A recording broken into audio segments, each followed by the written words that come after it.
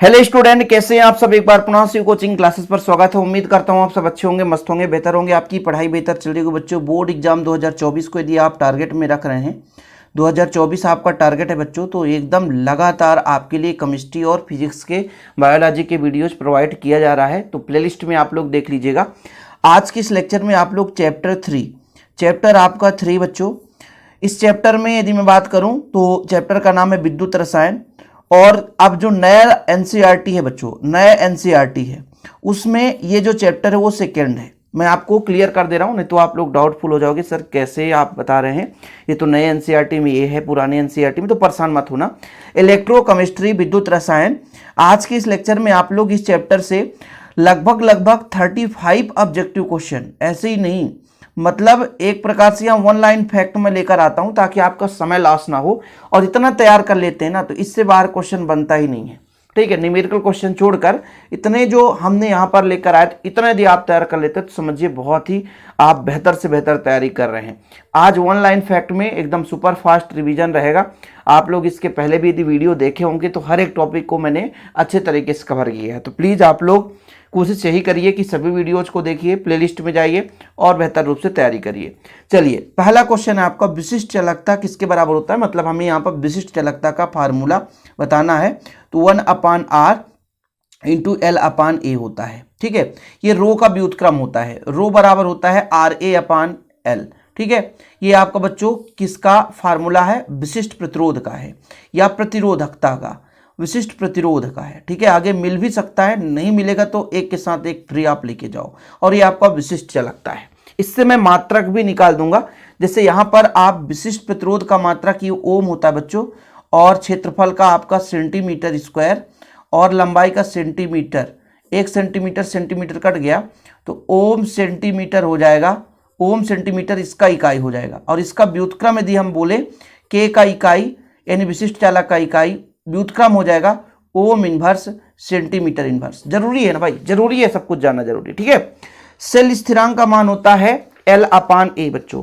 Cell स्थिरांक का मान n मतलब इलेक्ट्रोडों के बीच का दूरी और इलेक्ट्रोड का क्षेत्रफल, L/A, ठीक है। ये और इकाई यदि मैं आपसे पूछ दूं तो आप सिंपल तरीके से कह सकते हो लंबाई का सेंटीमीटर और इसका सेंटीमीटर स्क्वायर, एक से एक कट गया बच्चों तो बचेगा सेंटीमीटर इनवर्स। ऊपर का नीचे का ऊपर जाएगा तो इनवर्स में लग जाएगा।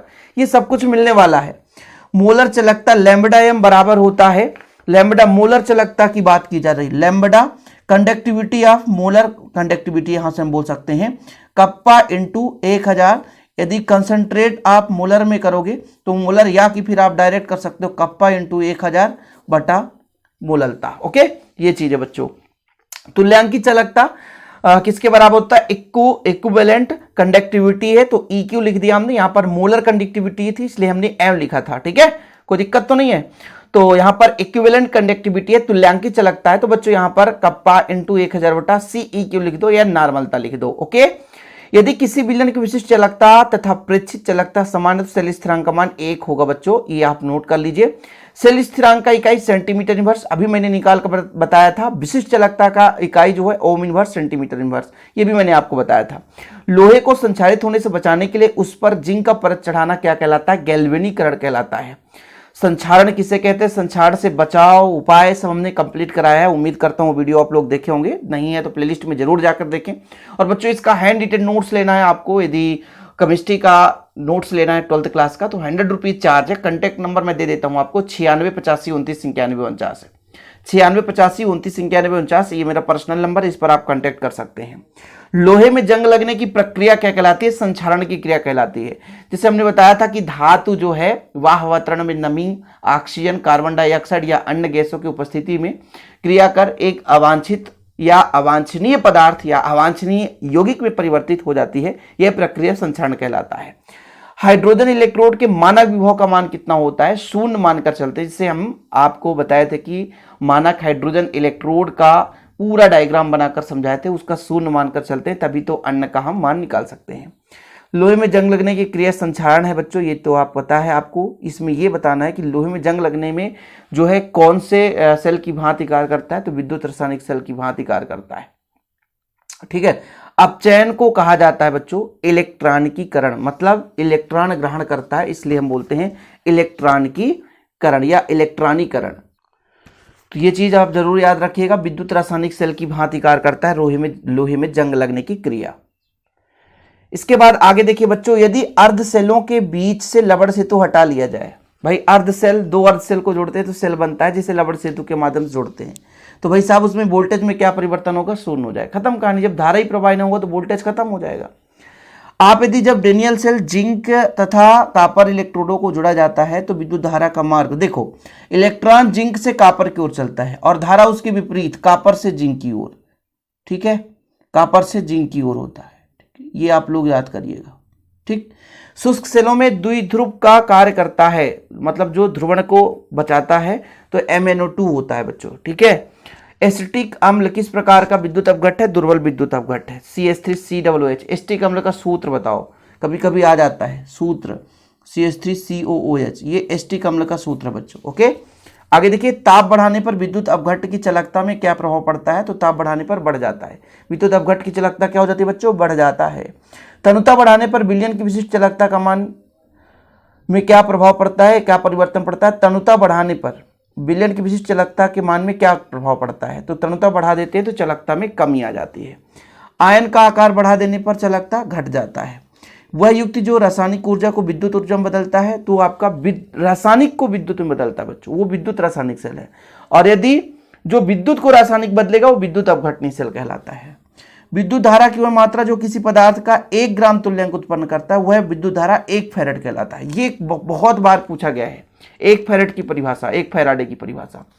धारिता वाला अलग मैटर है, ध्यान रखना ना, नहीं तो आप केमिस्ट्री का फिजिक्स में लिख दो, फिर बोल दो सर आपने तो कहा था इसी को लिख देना। तो भाई ये आपका केमिस्ट्री का है। विद्युत धारा की वह मात्रा जो किसी पदार्थ का 1 ग्राम तुल्यांक उत्पन्न करता है, वो 1 फैराडे कहलाता है, ओके।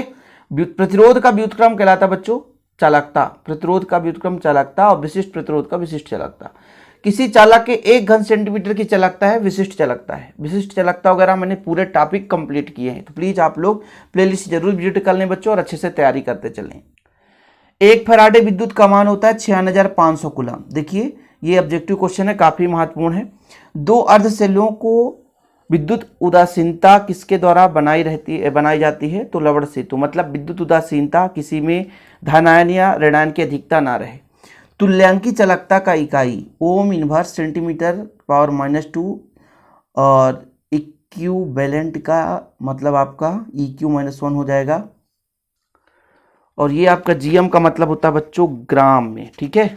इसको एक बार क्लियर कर लेता हूं। तो इसका बच्चों यहां पर थोड़ा सा आप लोग क्लियर कर लीजिए। ओम इनवर्स सेंटीमीटर की पावर -2 है, ग्राम तुल्यांक इनवर्स है, ठीक है, ग्राम तुल्यांक, ग्राम इक्विवेलेंट इनवर्स। चलिए, विशिष्ट प्रतिरोध का इकाई ओम सेंटीमीटर है। कोलरास का सूत्र बच्चों, ये आप कोलरास का नियम पढ़ेंगे, कोई दिक्कत है नहीं है। जंग का रासायनिक सूत्र या Fe2O3 × X/2O। विभवांतर का इकाई वोल्ट होता है। पुनः आवेशित करने योग्य सेल जो होता है द्वितीयक सेल होता है, और प्राथमिक सेल को हम आवेशित नहीं कर सकते। प्रबल विद्युत अपघट्ट जैसे कुछ एग्जांपल NaCl, NaOH और HCl हो गया। दुर्बल विद्युत अपघट्ट आपका CH3COH, H3CO3 कभी कभी एग्जाम्पल में पूछ दिया जाता है, तो आप लोगों से बनना चाहिए। अब कैपिटल R का मान आप लोगों के लिए होमवर्क है। कैपिटल R गैस नियतांक का मान कितना होता है, ये आपको कमेंट बॉक्स में बताना बच्चों कि कैपिटल R का मान क्या होता है। ये आपके लिए होमवर्क है, प्लीज आप लोग ढूंढ करके कैपिटल R का मान आज के इस वीडियो लेक्चर के लास्ट में जो आप देख रहे हैं, तो कमेंट बॉक्स में बताइए कि हमें भी लगे यार आप लोग पढ़ाई कर रहे हैं, ठीक है। फिलहाल आज के लिए इतना ही। वीडियो पसंद आए तो लाइक करके शेयर कर दें, ऐसे ही वीडियो पाने के लिए चैनल को सब्सक्राइब कर दें। मिलते हैं अगली वीडियो के साथ। जय हिंद, वंदे मातरम।